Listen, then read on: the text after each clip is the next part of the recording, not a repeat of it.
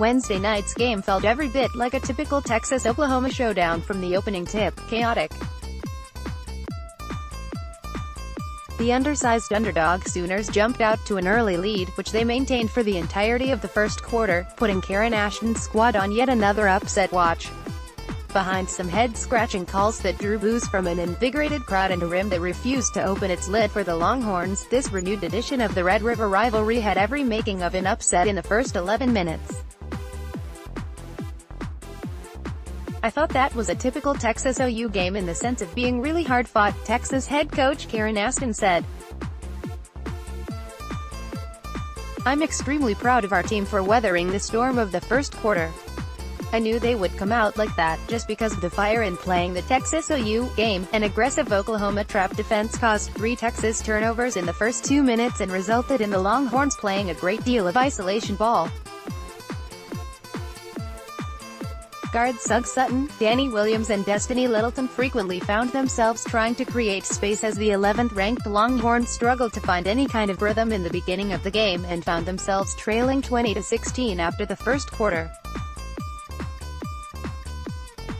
Freshman forward Charlie Collier's first experience of the rivalry was a baptism by fire, as the highly touted 5-star recruit was thrown in late with the task of playing crucial minutes in the second half.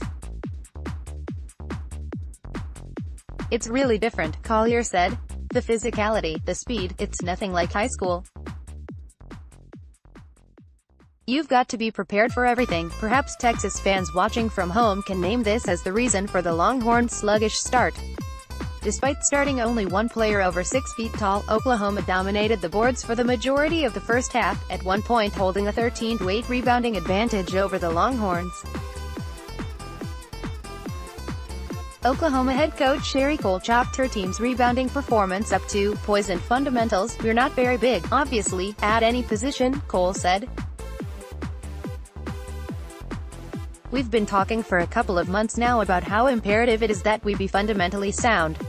It wasn't until the second quarter that Texas established any type of rhythm, offensively or defensively.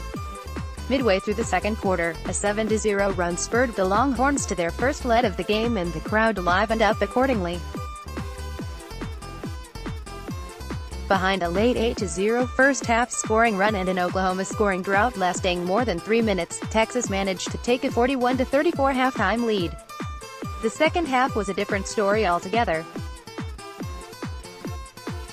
At any moment during the game, you could look at the box score and see a direct relationship between the score of the game and the Longhorns' performance on the boards. While Texas continually found itself behind the metaphorical 8 ball in the first half and struggled in the rebounding category for much of it, the Longhorns imposed their will on the undersized Sooners in the final 20 minutes. This was in large part due to the effort of guard Joyner Holmes, who added in a season high in rebounds as part of her first double-double of the season.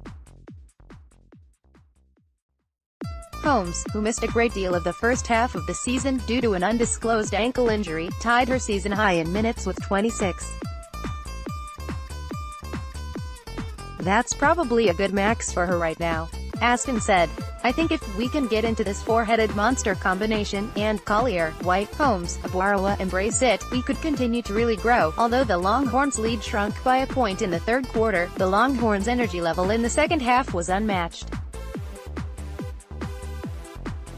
Diving after loose balls, rebounding after missed free throws and hustling for second, third, and fourth chance opportunities projected a newfound sense of control, something that was largely lacking in the first half. But Oklahoma refused to capitulate its efforts on the night.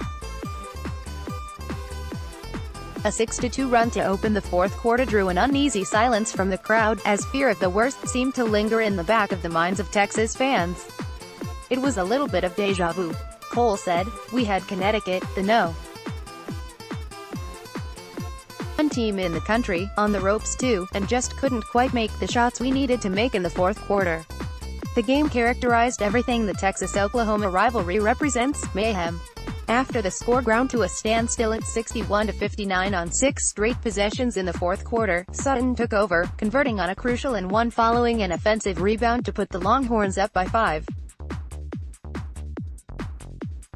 On the next possession, Sutton made a layup, which signaled the Longhorns beginning to pull away, and assisted Williams on a dagger three-pointer with 2:22 remaining.